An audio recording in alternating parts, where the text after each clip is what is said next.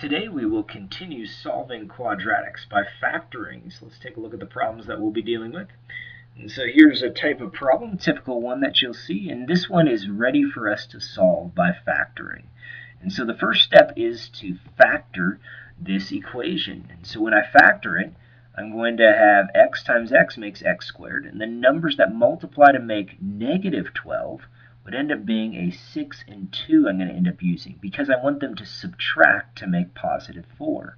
To make a positive 4, I need more positives than negatives. So that ends up working out. So from there, now we're ready to use that zero product property that we talked about yesterday. So we're going to take the x plus 6, we're going to set that equal to 0, and take the x minus 2 and set that equal to 0.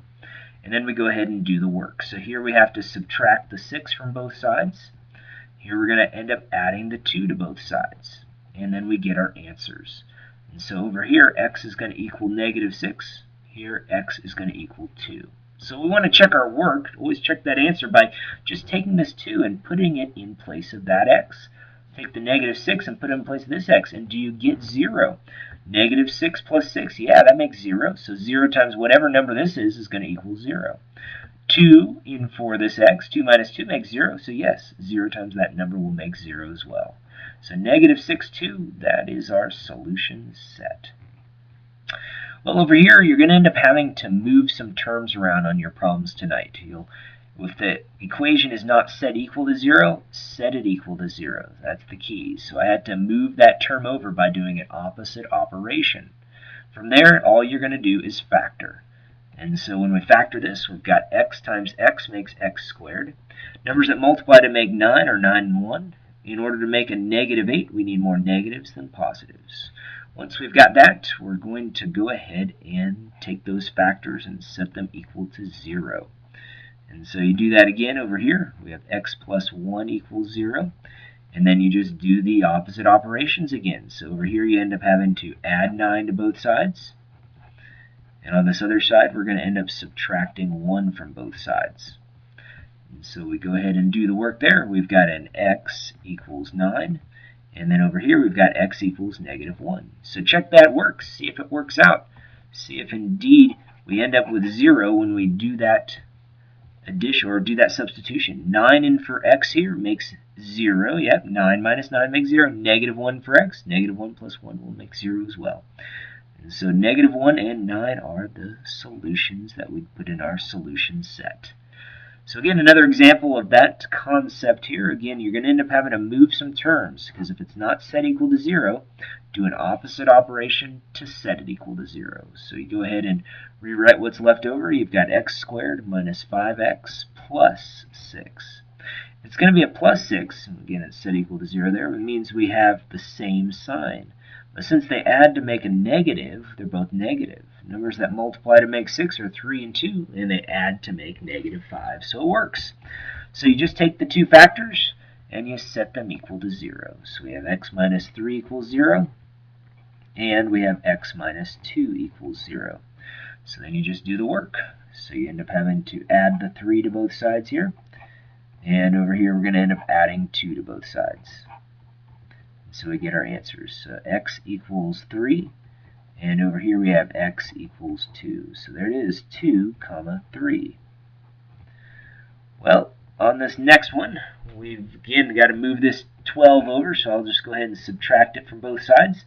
Get this x squared minus x minus 12 equals 0. We go ahead and factor that, and try to get the factoring done before me. Think of numbers that multiply to make 12 but subtract to make 1. 4 and 3. To make that negative x, we need a negative 4 and a positive 3. Set that equal to 0, and we'll go ahead and solve. So in order to do that, you just set the factors equal to 0. That's called that zero product property. And so when you do that, you're just doing opposite operations from this point. So we end up having to add that 4 to both sides. And over here, we're going to end up having to subtract the 3. And when we do that, we end up with our two answers. So we end up with x equals 4, and over here we have x equals negative 3. So there it is, negative 3 and 4 are the two solutions. Well, this next one, we can do something to this problem. Well, first of all, I'm going to end up moving this 2x squared back over. But then when I look at it, I see something. I see a common factor. What goes into anything that's an even number? Because all numbers are even in this problem.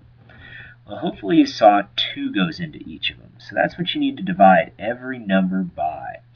Take out that 2. Put that 2 on the outside of a parenthesis, and then do some division to see what's left over.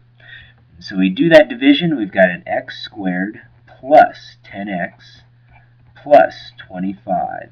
And then from there, we can go ahead and factor this. And so you're just going to bring down this 2. And we go ahead and draw the 2 sets of parentheses. And we try x and x. And then try 5 and 5, because those multiply to make 25, and they add to make 10. 2 plus signs will end up working out. Well, when you have the same factor, you're going to get the same answer when you go ahead and solve.